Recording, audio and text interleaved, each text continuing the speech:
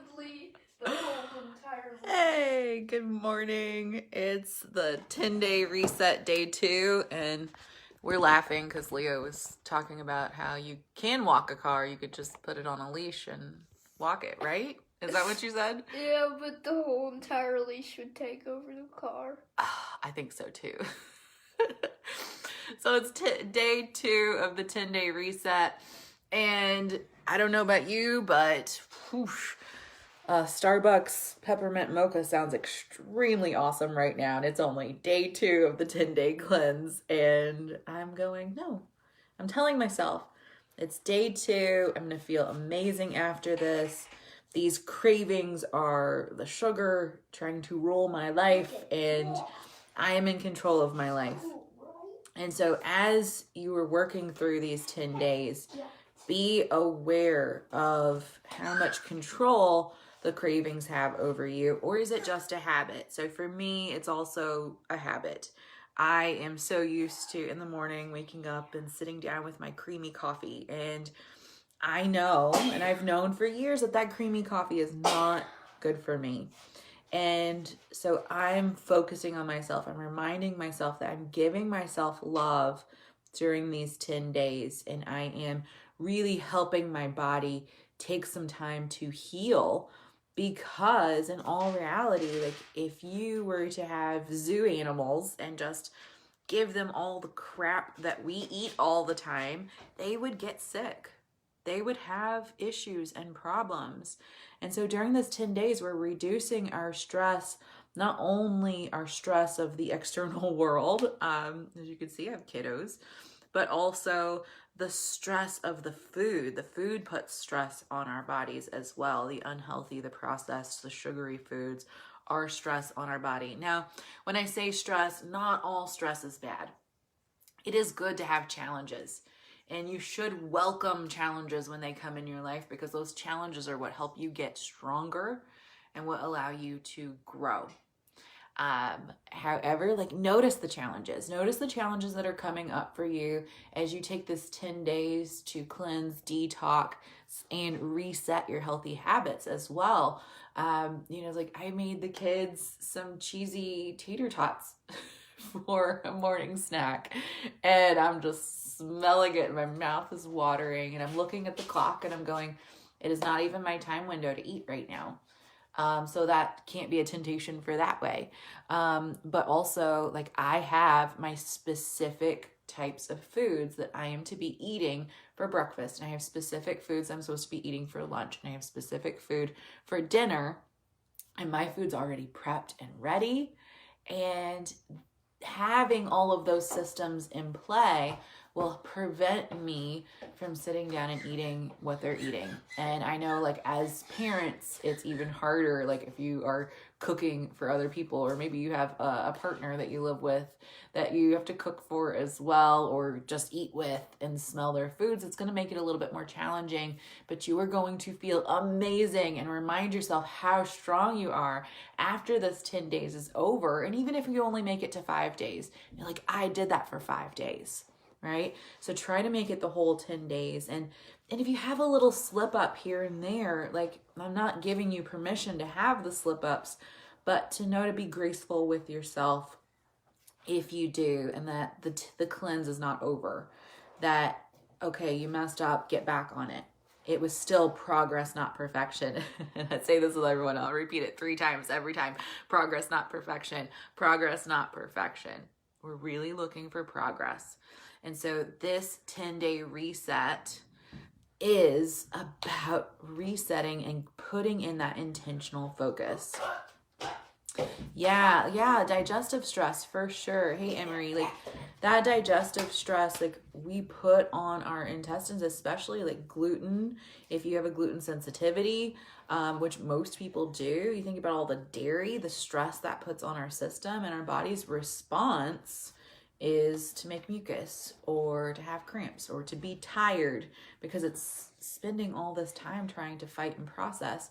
And so our body gets tired, and that's because all of the energy is going towards trying to process that food it doesn't know what to do with. Or the stress of not getting what you want or what you need. you think about it, like when we put children in those poverty zones, I have a public health background. We put children in the poverty zones, in the food deserts. That's a big deal when we put people in those categories. When a child's needs are not met, that's a lot of stress. And so you think about it, when we're not meeting our own nutritional needs, that's a lot of stress on us. Not only physically, but also mentally, because the physical, the gut is going to speak to the mind. If you're not getting the nutrition that you need, you're not going to be able to think clearly. And when we don't think clearly, and when we put ourselves in survival mode, and we're literally from a cellular level putting ourselves in survival mode, our brain is also going to think in scarcity and lack mentality as well. We start getting into these this or that scenarios instead of, I can have everything, I can be happy, there's a solution to everything, there's more possibilities and opportunities out there than I can possibly see. Are you in that mentality, or are you in the, well, I can only do this or I can do that? I can't have it all. I can either have a good family or have good health. It's one or the other. Are you in scarcity mode? And if you are in scarcity mode, your gut is also fueling that by this food stress that we're putting on ourselves, or lack of nutrition stress that we're putting on ourselves as well. There's a lot of things that go both ways. So as a mind-body therapist, how we breathe, how we sit will determine how our mind starts to interact with ourselves, because our mind is taking cues from our body and our gestures. And it's, I think you all might have heard where it's like stand in a superhero stance, which is a lot of yoga poses. Stand in a superhero stance and stand there for, 2 to 5 minutes before you would go into a meeting, and it's going to boost your confidence, because your mind is going to react to what your body does. And if your mind reacts to just body position that you put yourself into, and this is why, like, the asana portion of yoga, which is only one of the 8 portions of yoga, if that part plays such an important part on the mind, imagine what the food we're putting internally into our body is doing to our mind. Just food for thought, pun intended. So that being said, of our 10-day reset today for day 2, I really want you to be aware of your body position. And this is super easy, but it's also very subtle. And so you're going to have to check in. You're going to have to be mindful. But if you're sitting on the couch all day and your heart is closed, or if you're leaning to one side on your desk all day, or if you have this like weird little thing that you're doing while you're standing and you're leaning into one hip all day, are you creating balance in your body?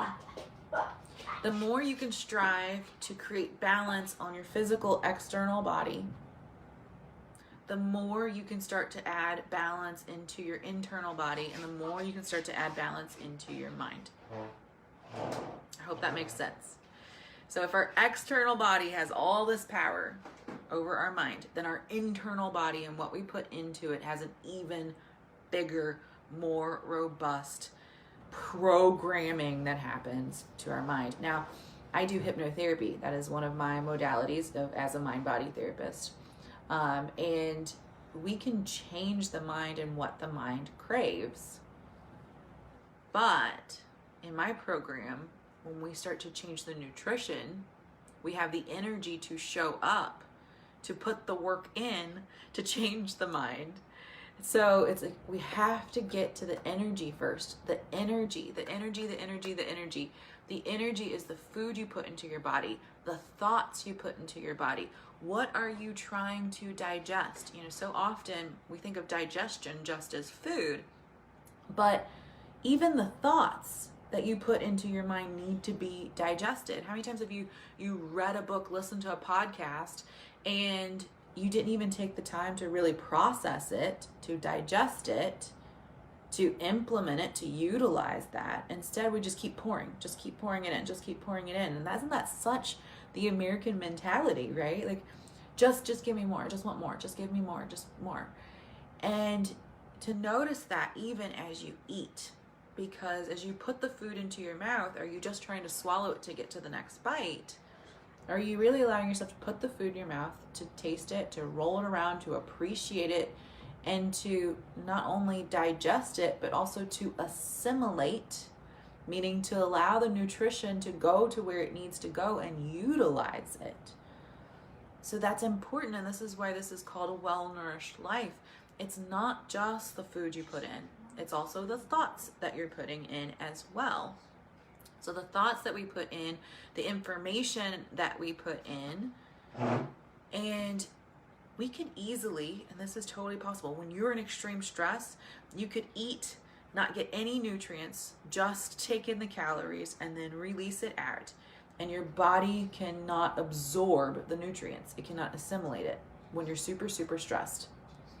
That's why it's so important for us to control the stress as well, so that not only are we digesting the food better, we're also allowing ourselves to absorb the nutrients, to utilize them the way they're supposed to. And so often, even in the spiritual realm, the food you eat is so important. And we see this, right? Like, people make fun of yogis and all these spiritual people because it's like, oh, you only eat vegetables, and maybe you're vegan and you eat all this stuff, because they understand. And I'm not saying you have to be vegan. I'm just saying that they are taking a conscious level, a conscious intention of what food they're choosing, because they understand the value of how they are able to show up energetically, show up and be the best version of themselves, how it affects their mind and everything else, because they know, they feel it, they value it. That if you want to be a healer, a spiritual healer, an energetic healer, anything of that sort, that you have to really take care of your energy. And so often in our culture, we don't talk about that energy a whole lot. That gets avoided. And my friend Angela and I are going to be doing an Empowered Empath webinar next Tuesday on that, where it's saying, like, you're taking in information all day long. Information. You can only process so much. So what you decide to focus on is what you will take in. There's still a ton of information that's happening that you're just not taking it in.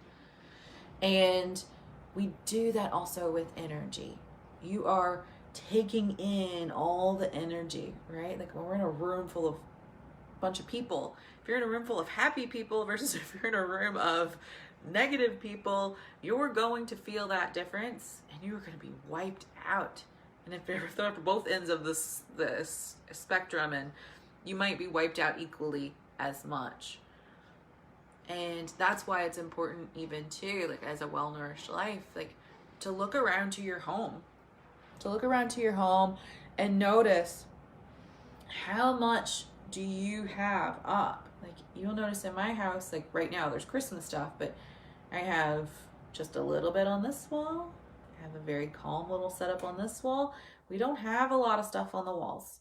We don't have a lot of stuff on the floor. We don't have a lot of stuff out, because we're taking away that visual clutter.